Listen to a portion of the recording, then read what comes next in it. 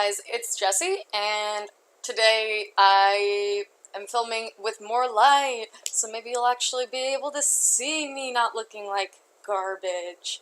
I don't look amazing today, but that's beside the point because today I'm here to do a review on They Both Die at the End.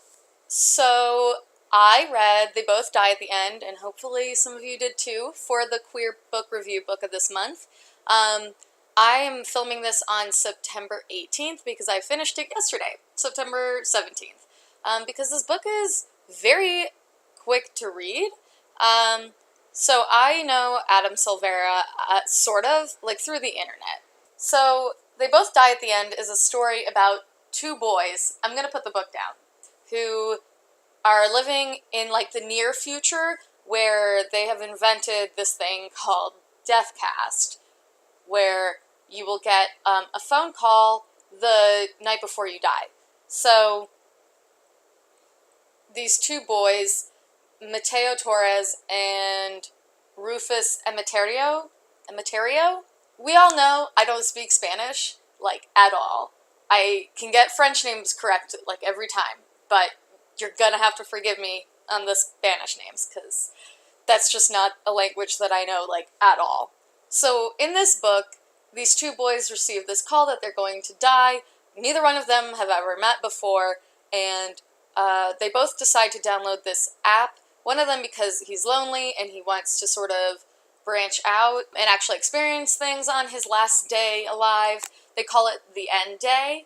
And this other boy, Rufus, he is having a funeral with his friends and family to mourn him before he passes, so he can, like, be present and, like, hear what they have to say, and, like, they all get to say goodbye to each other. And his funeral gets interrupted, and he ends up alone on his end day, and he sees an advertisement for this app called Last Friend.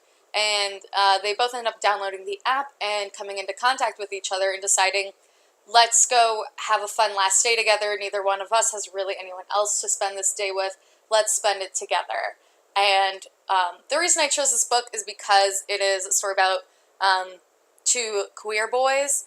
One of them never says the word gay at all, but he's definitely gay. And the other one is bisexual. And they explicitly use the word bisexual. And I think the reason that Adam Silvera decided not to use the word gay, but to use the word bisexual throughout this novel is because frequently in media you'll see characters saying that they're gay but not that they're bisexual, so I'm pretty sure Adam Silvera did this as a conscious subversion of that standard trope or circumstance or whatever you would call it. So that's the summary. So now let's get into my thoughts.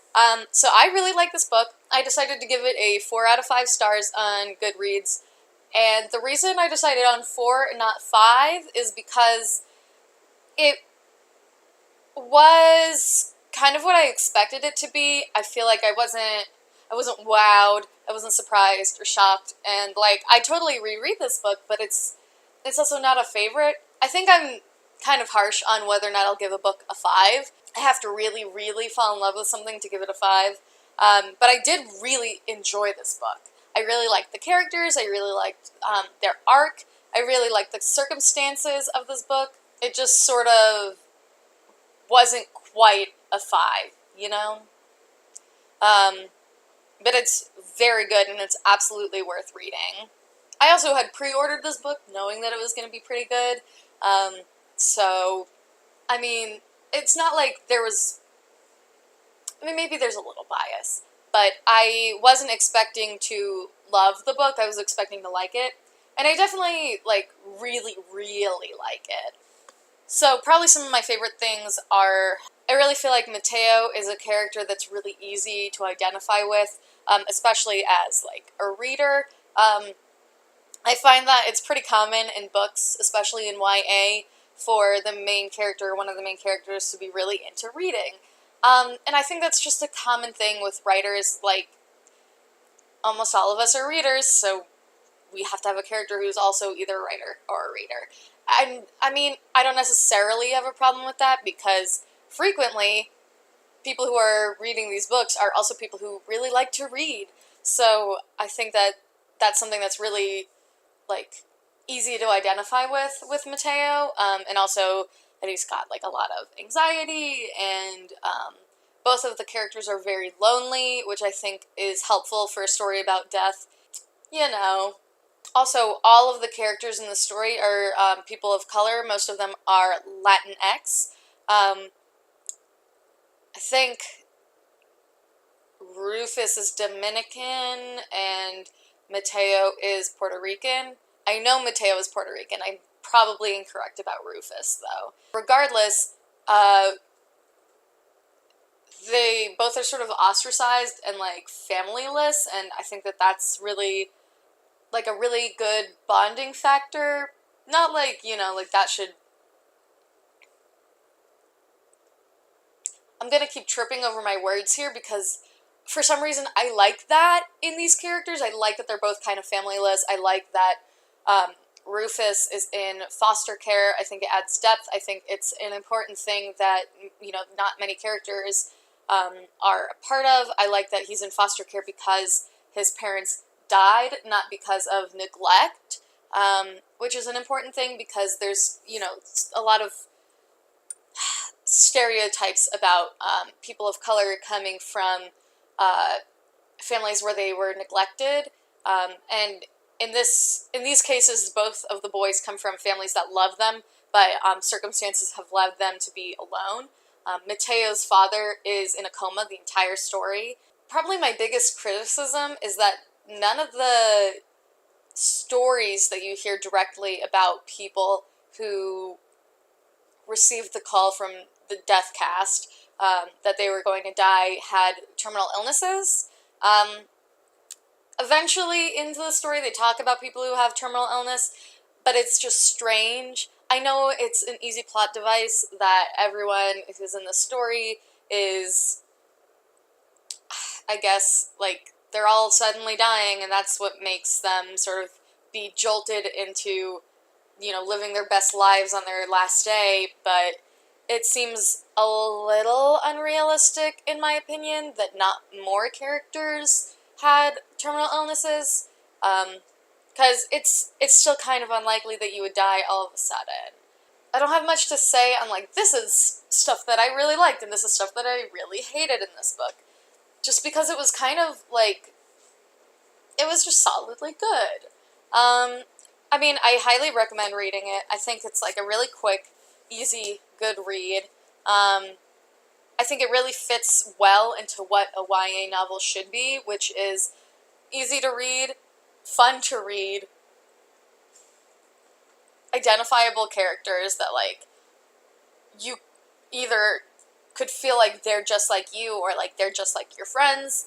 I really think it's a good YA book. I would have liked the characters to be gayer, meaning, like, not afraid of their own identities, but, I mean, it's understandable for two Latino boys who are kind of familyless to not want to talk about being gay, like, the whole book. I mean, on some level, it's like, I talk about being gay all the time. But also, I don't know what it's like to be Latinx in this alternative future. So that, it could be more realistic than I am sort of perceiving. And here's a spoiler. So if you don't want to be spoiled, I recommend reading the book. But if you do want to be spoiled, this is a spoiler. I know that the title is They Both Die at the End, but I really, was holding out hope the entire time that they wouldn't die, they would live. So, spoiler, they do both die at the end. So, if you're hoping to read this and have the characters live, they don't. They tell you right from the get-go that they are both gonna die. So, I think it's a good representation of queer male characters. I think it shows that they can be complex, and that, like, their whole lives aren't just, like, about being gay. That's just sort of where their futures could be going, especially because one of the characters, like, could end up with a woman because he is bisexual, but Mateo is going to end up with a guy regardless, and since these characters are sort of cut off from their futures, it sort of affects the fact that they aren't really thinking much past 24 hours of future.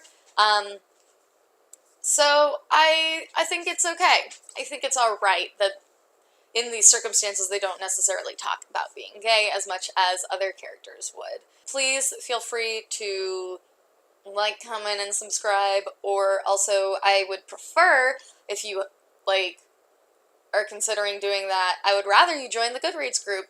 Quite frankly, I would love anyone to comment down below if they've read this book, if they enjoyed it, what their thoughts are, if they agree or disagree with me on any of my opinions / review of this book. So, this is the book that I read this month. I cannot remember what book I will be reading next month, and hopefully you'll be reading it too. I will put it in the description box because it's definitely online somewhere. It's just not in my brain. Thanks for watching, and I will see you next month with another book review. Bye!